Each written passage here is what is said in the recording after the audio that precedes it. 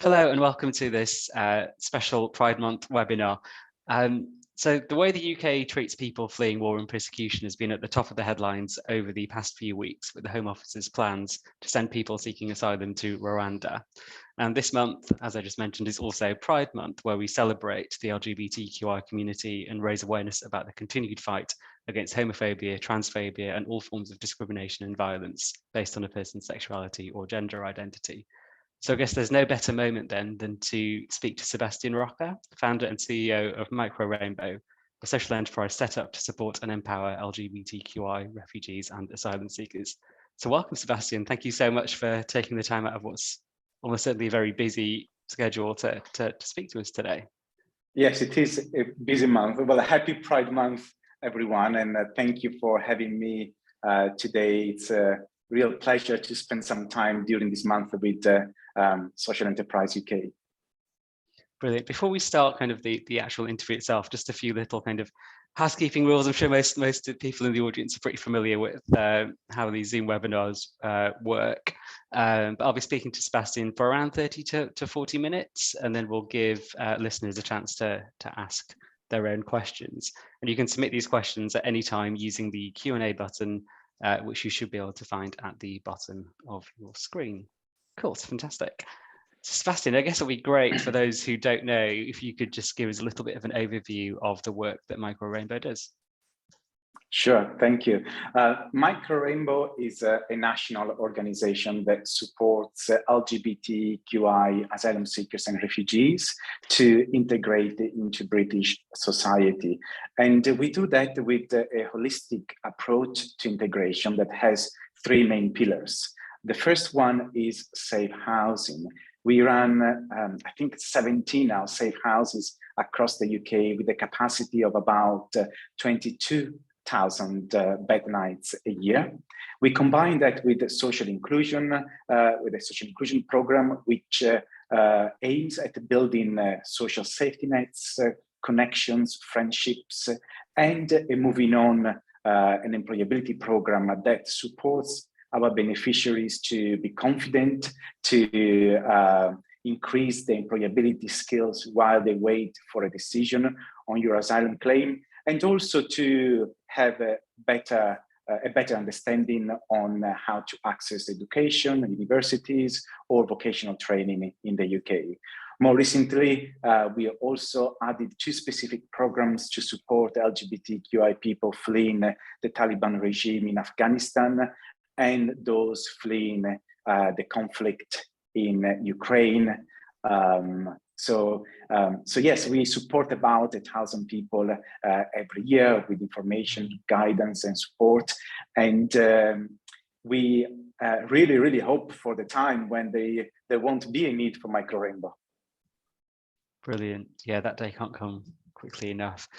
I guess looking kind of at the asylum system, it's very complicated, and refugees and asylum seekers face numerous barriers throughout the system.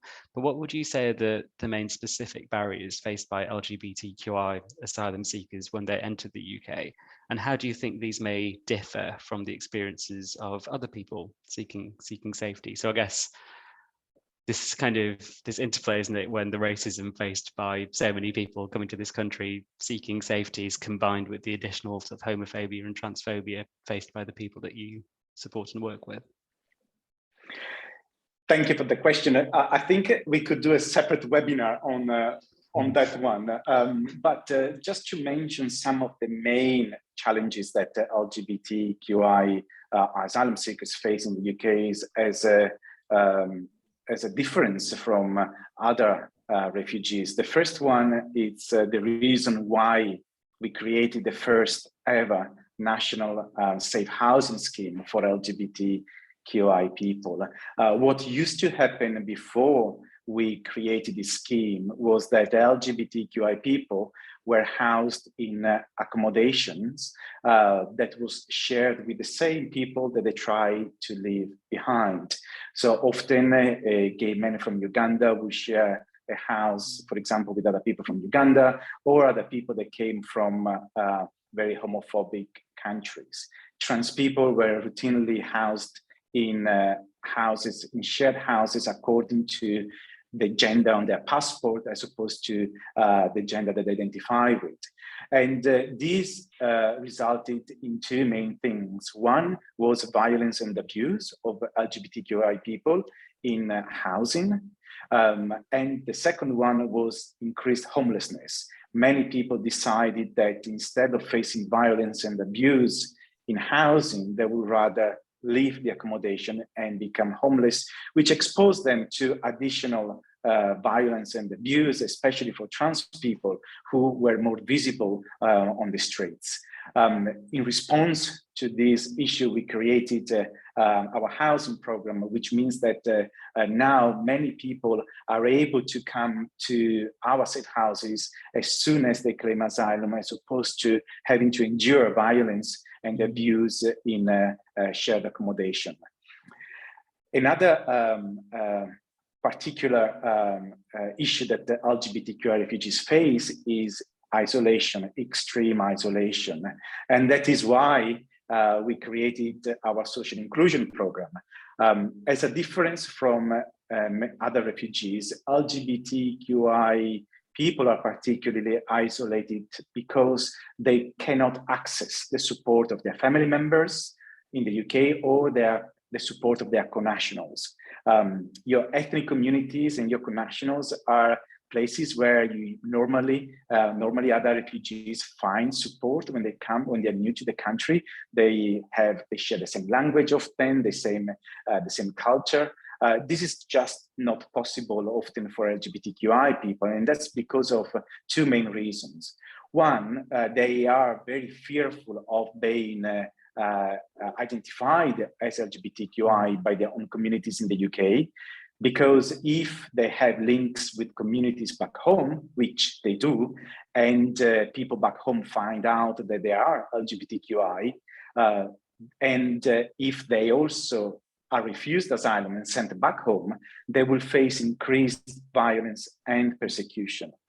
Secondly, they are really, really scared about honor killing. We can see this with a group of LGBTQI people from Afghanistan that we are supporting. If people back home find out that they are here, their parents could be killed to clean the family name, or their loved ones. We have examples of lesbians whose children back home were killed when the community found out that they claimed asylum in the UK because of their sexuality. Other challenges are around their legal process. LGBTQI refugees have to prove to government officials their sexuality or gender identity or their LGBTQI status. Now, imagine having to prove that you are heterosexual and to convince someone that you really are. And since the new legislation has been introduced, you have to do that with an increased level of the proof that you need, it's even higher. So this is extremely difficult. This means that let's assume, for example, a lesbian who comes from Iran has to talk about something that she probably never talked about with anyone to a Home Office official, and she probably has to do that through an interpreter who might come from the same country and might not use positive language when translating. So this is a huge, huge challenge. Another challenge is finding legal representation that is funded through legal aid and that is experienced in supporting LGBTQI cases. I know that we have only limited amount of time, so I'm going to stop there. But, but that was just a really interesting snapshot of the amount of barriers faced by LGBTQI people fleeing persecution. Would you say there's sort of a general culture of disbelief as well, I suppose, amongst decision makers? You know, the burden of when people are trying to prove their fundamental identity. Is there generally a sense that people are not believed within kind of the Home Office, or what are your thoughts on that? Well, I think if we look at the statistics that are produced by the Home Office themselves, the majority of LGBTQI claims are refused. And that means that there are a lot of people who risk being sent back to potential death because of that. It's really, people need to understand that it's really hard to prove your sexuality when sometimes the only proof that you have is your own story. Starting to explain how your LGBTQI identity developed through time, since you were a child, through puberty and the experiences you have done. It's disclosing the most intimate details of your life to strangers. And then you have strangers judging you based on what you say. There is also a level of ignorance amongst people interviewing LGBTQI people. I remember a time, hopefully this doesn't happen anymore, but I remember a time about 10 years ago when LGBTQI people were asked if they knew Liza Minnelli or Cher. Wow. Because if you are gay, clearly you have to know. Regardless of where you come from in the world, you know, that's just a universal reference point, is it? Exactly. And if you said no, that would be an indication that you might not be who you say you are. And hopefully that doesn't happen anymore. And more training has been given to those who have to make decisions. But still, this is kind of an indication of how difficult it can be for LGBTQI people to secure the right to live in the UK.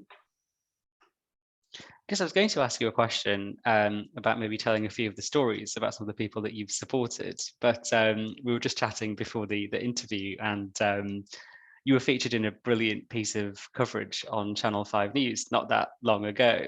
So we thought it would be a great idea to kind of pause the official interview, or we thought the audience would really appreciate just hearing directly from some of the people that Micro Rainbow support. So if the tech all works, hopefully we'll be able to play that now. If it doesn't, Seb, I'm sure we can, Sebastian, I'm sure we can, you can tell us some stories. Let's see if we can get that video playing. Hello. Hello, nice to meet you. Nice to meet you, Roman. Head inside? Yeah, welcome to Safe House. Thank you. It's a relief for Roman being here in the Midlands, escaping from persecution in his homeland Russia. We had a long discussion about whether he be fully identified on camera. He insisted, wanting to be visible for others not seen back home. You are always scared. If you even say, like, I'm gay, what might happen with you? They will lose their jobs, maybe someone might give them physical abuse, or even they might be killed, you know? The 24-year-old is going through the asylum process here. If rejected, your plan is to not return to Russia? Of course, I will not live in Russia, no way. I feel like if I back Russia, maybe it's not a nice sentence, but I said, like, it's better to commit suicide rather than live in Russia. Really? Yes. It's very powerful. For me, personally, it is like this. we've been given exclusive access to one of 16 safe houses, providing shelter for LGBTQ asylum seekers and safety not always found in Home Office housing. Upstairs we speak to Sarah, a lesbian from Pakistan. We've changed her name and her voice because she still receives threats from back home. From different phone numbers, they used to text me, WhatsApp me, threatening messages, and I used to just keep blocking them. One-off nowadays. One-off I get the messages, but I just ignore it. And there's more to it than just verbal abuse. If you're going to tell them, you don't know the consequences. And it's honor killings and things like that. Were you worried about? Of course. I want to live my life. I don't want to die. The discrimination faced by Sarah commonplace according to the charity Micro Rainbow, which runs this safe house. We have examples of lesbians whose children were killed back home when their communities found out that they claimed asylum because of their sexuality. There's lots of talk at the minute about plans to send asylum seekers to Rwanda. Sending LGBTQI people to Rwanda, I don't even know there is a word to describe what it could mean. It could actually mean death. In other countries, that's the case too. These headlines shine a light on persecution around the world. The people we've spoken to drawn here because of the legal protections offered to queer people. Michael, an LGBT rights activist, was punished in Kyrgyzstan by those meant to protect him. In 2010, I've been arrested and tortured by the police. So it was horrible experience of my life. And after that, I decided to leave Kyrgyzstan, honestly. You know, you cannot live in fear all the time. So I decided to leave, and I did. The charities helped Michael get settled status, and it supported refugees like him to find work. It offered Rafaela, a trans woman from Brazil, the escape from constant violence. Brazil is the most violent country for trans people in the planet. Is where the most trans women are murdered alone. And the violence just by walking on the streets, people facing the risks of people beating you, attacking you, raping you, as happened many times in my life before. You have 2 guns on your head while you're being raped by 2 different guys. The other day, you need to wake up and forget what happens and continue your life because, life keeps on. And while Rafaela says transphobia is still a problem she faces in the UK, a safe house gave her a safe space. They offered me a safe environment where I felt comfortable, where I felt protected, where I felt respected. Staying in a place like this is only meant to be a temporary measure, but it's a foundation to build a new life. I'm in United Kingdom, and I feel I am protected by law. And if I am protected by law, it means I can be who I am. I came to this beautiful house, and I remember said to myself, God, now in paradise, now I'm safe. I was so lucky, really. I can repeat it and repeat again and again. In the UK, I found the shelter for myself. I love my freedom. So here I can breathe very openly. I know my life is here. Well, as you can see, Alan is with us in the.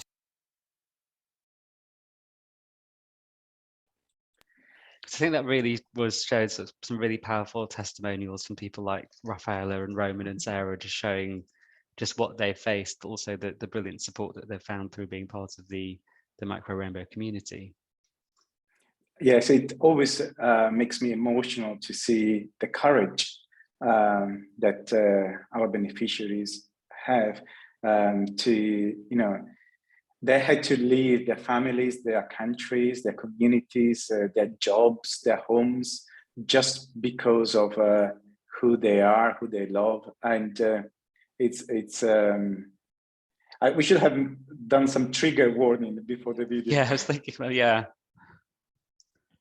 I mean, I think that the final person who was interviewed there was talking about, they found shelter for themselves in the UK, and that was echoed by a lot of other participants. But as many people on the call would no doubt know, sort of recent changes to legislation and I suppose decision makers' attitude towards those fleeing war, conflict and persecution in general have made it harder for people to find safety here.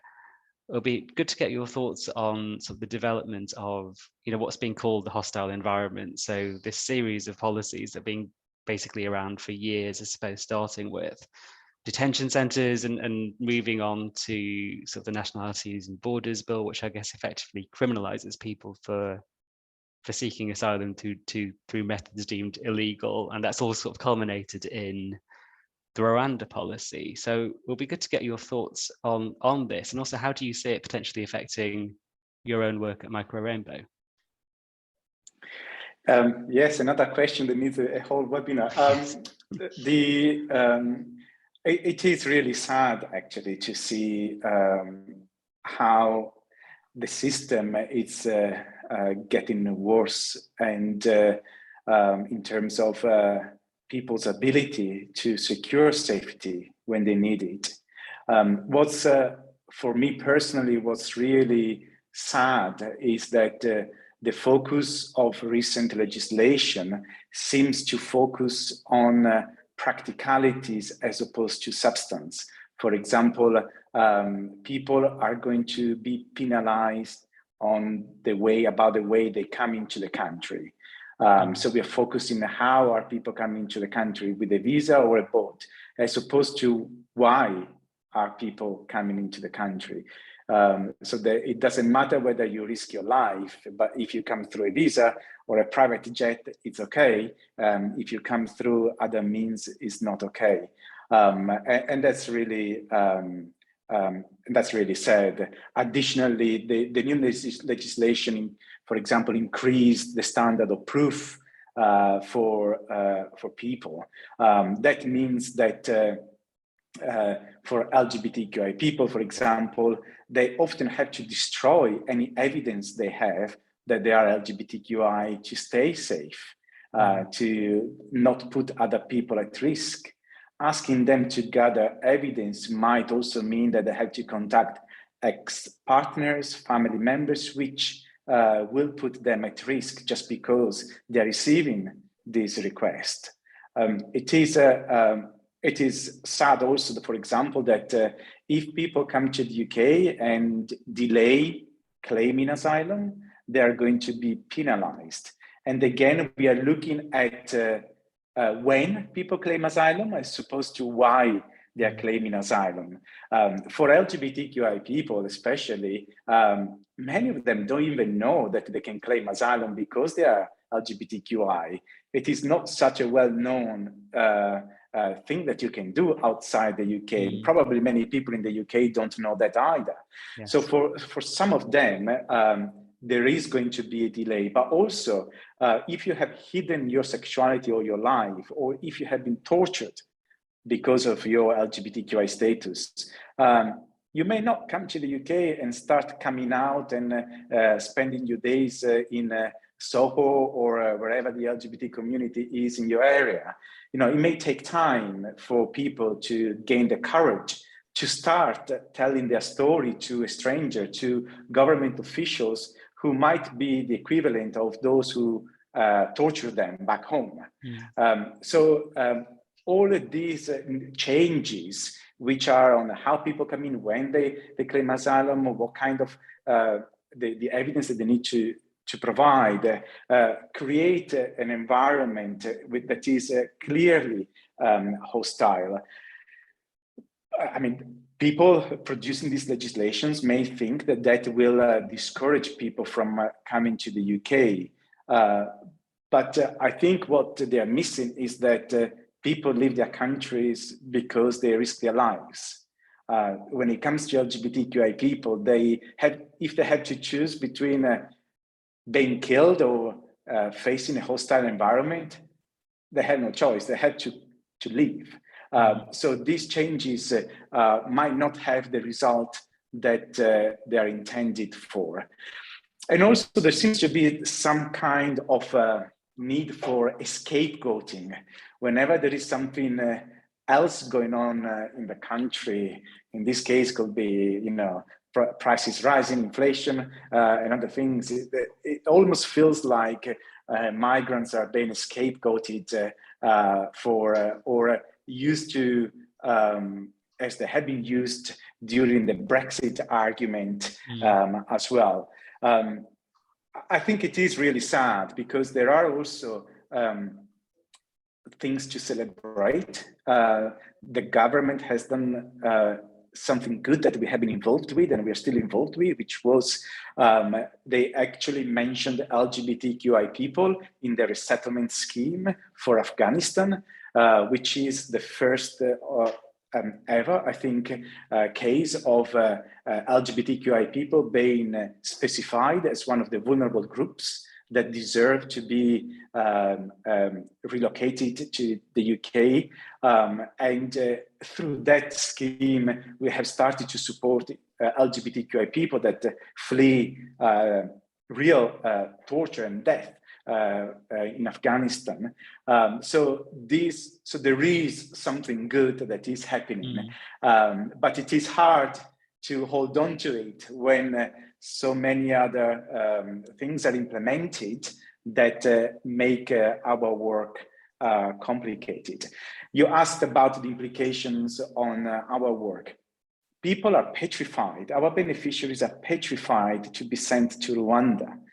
Now, Rwanda decriminalized homosexuality in 2010, and people might say that that means that the country is okay. But what we need to make a bigger effort to actually understand and look at how the situation in the country is. As we have seen from the video, Rafaela comes from Brazil. Brazil has probably one of the best legislations in the world for LGBTQI people. And yet Rafaela had to leave and had to come to the UK to claim asylum, and she won, and she succeeded. There is a murder of an LGBTQI person every 17 hours in Brazil.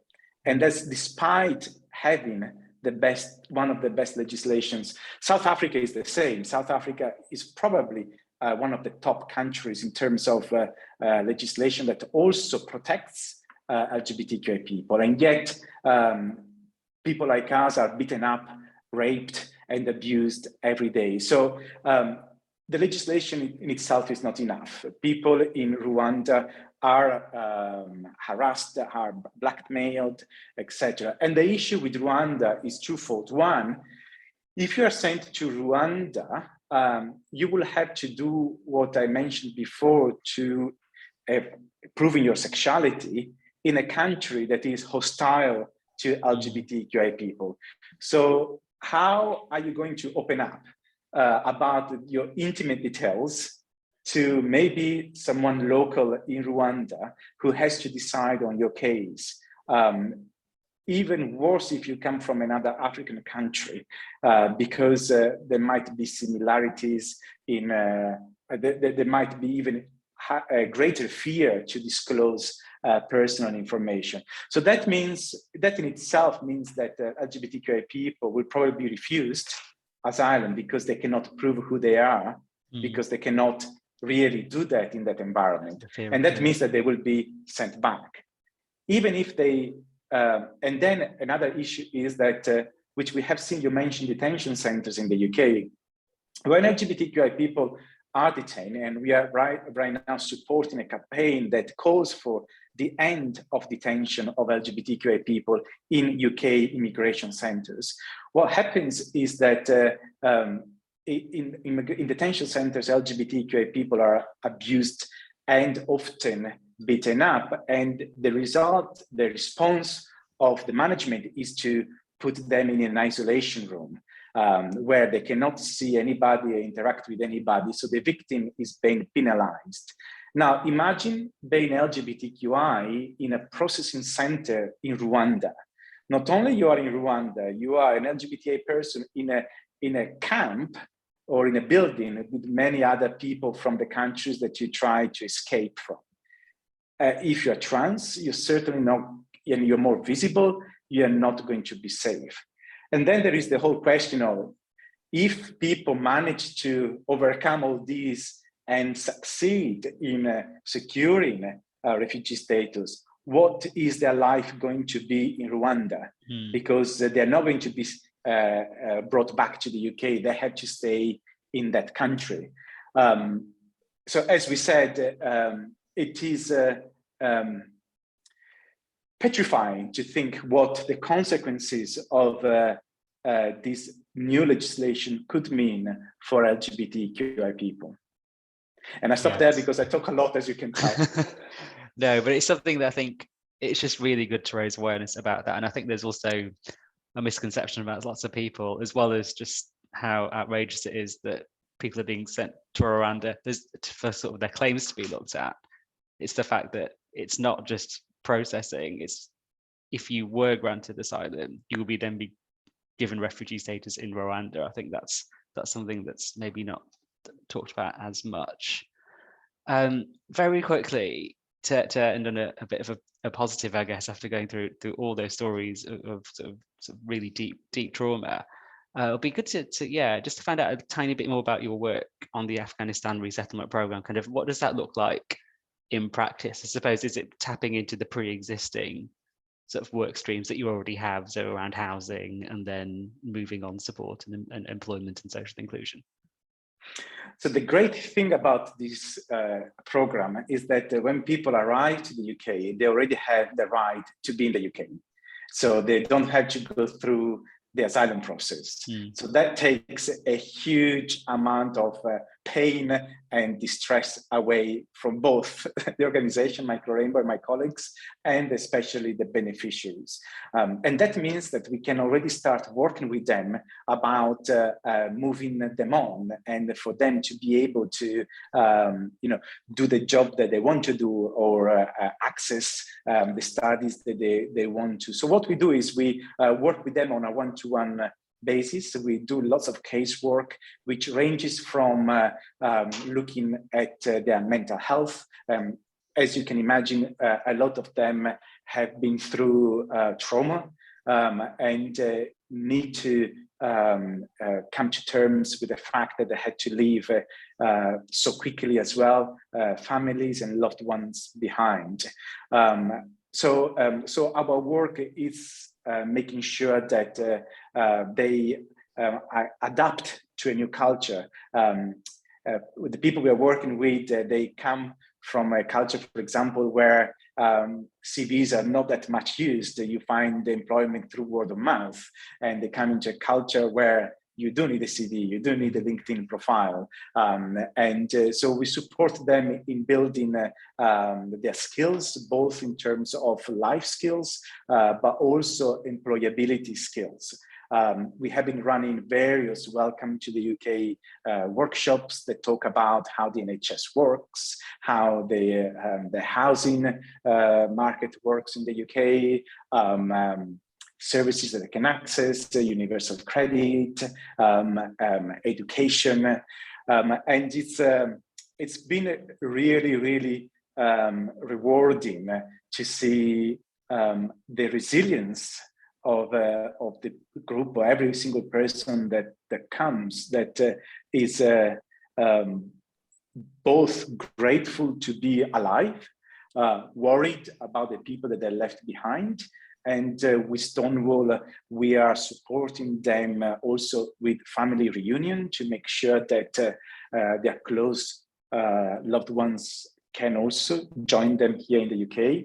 And this work is similar to the work that we do in general with LGBTQI refugees. It is across housing, finding permanent housing, education, and employment. In addition to, for example, specific needs. If people are transitioning, we can help them with the transition process so that they can navigate this system in the UK, sexual health workshops. Another thing, for example, that is different from Afghanistan to the UK that people find challenging is the concept of confidentiality. In the UK, we do have such a thing, and if you go for a sexual health checkup, it will remain confidential. So we are now encouraging people to access those services that perhaps they are hesitant to access because they are worried that other people might know about it, and that includes mental health. Wow, you really do so much, don't you? How many people do you have on your team to be able to do all this stuff? Yes, we are very tiny. We do a lot, but we have 12 in the team. And we are very lucky, though, that we have an army of volunteers, of regular volunteers and facilitators that help us do the work that we do. I'd love to open this up to questions now, actually, because I'm aware we've been talking for over half an hour. So please do put your questions, submit your questions using the Q&A button. There's lots of stuff in the chat as well, which is great. Mark's asked, please can we all work together in a campaign against policy of sending refugees to Rwanda? I suppose, what's the best way that people can get involved in sort of pushing the government to roll back this legislation? When we saw a few days ago on Tuesday, I think it was, when the first flight was due to go off, and there were so sort of activist campaigners, going out protesting, blocking flights, and lawyers, mounting legal challenges. What's the best way we can all get involved to kind of, to stop policies that are having such a negative influence on people fleeing persecution? And what do you think? Sure.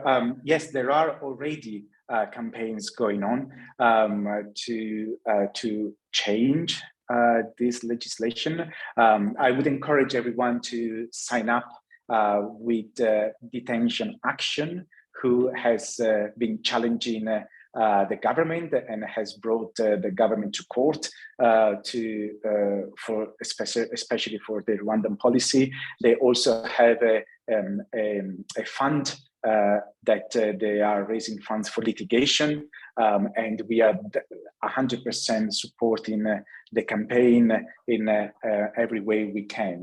One of the wonderful things of the work that we do is that we are very united, and we do work together, so we can maximize really the resources that we have.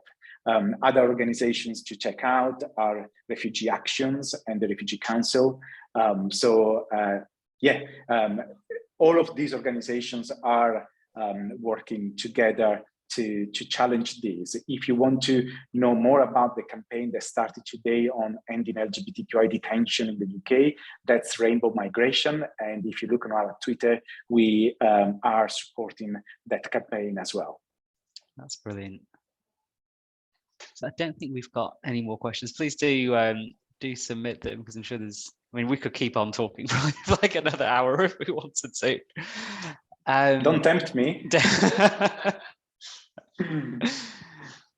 you think there's a chance that this Rwanda policy will fail because of it's really tricky, isn't it? Because you sometimes get the feeling, you look at like some of the media and the way they cover it, and it's like, oh, it's outrageous, all these activist lawyers and people blocking flights, it's anti-democratic. But then you also get the feeling that outside of the kind of pretty right-wing media bubble, I suppose, that people are starting to really be concerned about this and take action. So do you think this policy could be reversed? When we hope it will be. Well, it wouldn't be the first time that the government does a U-turn on something. So the hope is there. I'm not sure. I think there might be some changes, but I'm not sure it will be scrapped. So I think we will have to live with most of it until other changes are made. And I think when it comes to blocking the flight to Rwanda, I think given that is taxpayer money that was going to be used to charter a flight for 250,000 when only 4 people were meant to be in it. I think it is in our right also to stop something that is not only is inhumane, but clearly not the best use of taxpayers' money. Not even business class would cost that much. That's very true. We've got a question from Andrew. Will you be at London Pride on the 2nd of July? And saying a good way to protest. It's a good way to protest because that's what Pride was initially all about. It started out as a protest. Yes, it's we are not going to be there marching. It's often tricky for us because our beneficiaries cannot be identified often. And there are often cameras and pictures, and we need to ensure safeguarding. But individuals will be joining. Those who are comfortable will be joining some of our partner organizations, and we are hoping to have a big presence at UK Black Pride as well. Awesome. I've just got one question. Whilst we wait for potentially any more questions to sort of come through. How do you work as a social enterprise? I suppose because you're a accredited social enterprise UK member, and it'd be good to get your thought. Yeah, just to find out more about your business model, I suppose. Yes, absolutely. Well, when I created Micro Rainbow 10 years ago, we celebrated our 10th Oh yes, happy anniversary. birthday. I forgot to say that. Happy birthday, 10 years old. Thank you. Thank you. Yes. Please feel free to go on our social media, Twitter and Instagram at Micro Rainbow if you want to see our birthday cake. So when I set up Micro Rainbow 10 years ago, I had a big dream. I wanted to create an organization that was sustainable, scalable, and replicable. At the same time, I wanted to change LGBTQI lives, which is really my passion in life. And I wanted to do this because in my previous life, when I was the head of ILGA World, which is the International Lesbian and Gay Association in Geneva, that it's the network organization of all LGBTQI organizations in the world. I had experienced firsthand that there are many LGBT organizations who rely on donors to survive. And during my tenureship there, I have seen dozens and dozens of LGBT organizations closing their doors because of lack of funding. And that infuriated me because that meant that a lot of the work that we had done might not have continued. And the momentum that we were creating in countries like Nigeria and Uganda or Jamaica, it felt like, we need to find ways to keep the momentum because we are not a very well-funded sector compared to others. So I was keen to create an organization that could survive donors changing their priorities or however the donations or grants came through. So our model is based on various income-generating activities, which also includes grants from trusts and foundations and donations from individuals, but it also includes income generating through training and event. So we provide training to local authorities, other homelessness charities, and many others on how to be fully inclusive of LGBTQI people in the housing sector. But also, more recently, we started to run workshops and training on how you challenge LGBTQI phobic attitudes and behavior in the workplace. Or if you run a group, how do you have those conversations? Because we realize that a lot of people might not be LGBTQI phobic, but might be uncomfortable in tackling it or not, because not everyone is an expert on how to deal with those situations. So that's actually changing a lot of organizations because they know how to respond to comments or attitudes at work. So that it's an income generating activity. We also work with local councils often, and we have commercial contracts, which is an additional income generating activity. We also have contracts with the private sector in providing some of the elements of the housing work that we do, so that we can get commercial income through those avenues. And maybe in a few years' time, our dream is that we will be 100% sustainable, and that the income that we generate through some of these services can also subsidize some of the work that is now funded by grants, like our social inclusion program, so that we can close the cycle and provide this holistic approach to integration that is 100% funded by the organization itself. Brilliant. I guess we've probably got time for one final question. It's been an amazing 10 years, all that you've achieved with 12 people on your team, running 17 safe houses and running all these other programs. I guess what are your plans for the next 10 years? So we have to double our size. We need to reach.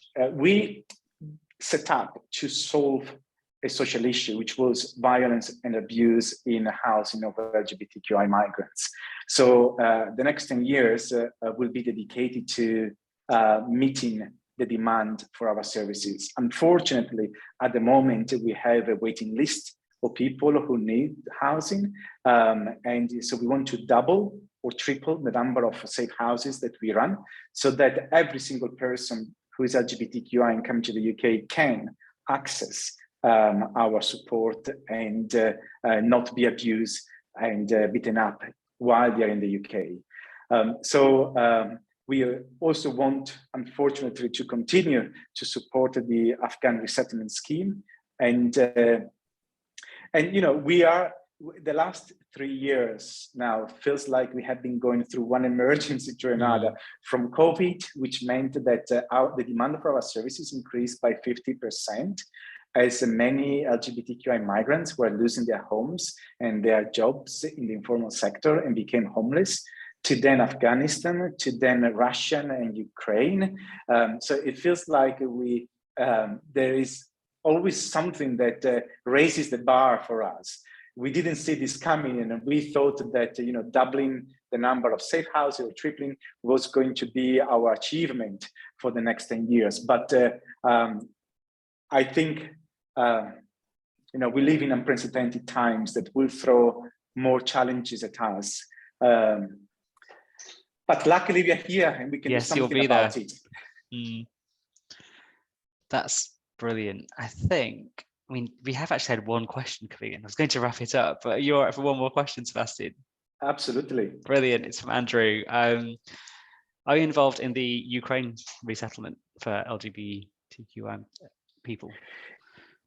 Yes, absolutely. So you can find more information on our website, but what we are working on now is we have been contacted by dozens of wonderful LGBTQI people in the UK who wanted to lend their support and their homes to LGBTQI people fleeing Ukraine. So we are working now with refugees at home to make sure that LGBTQI people living in Ukraine are matched with an LGBTQI sponsor in the UK.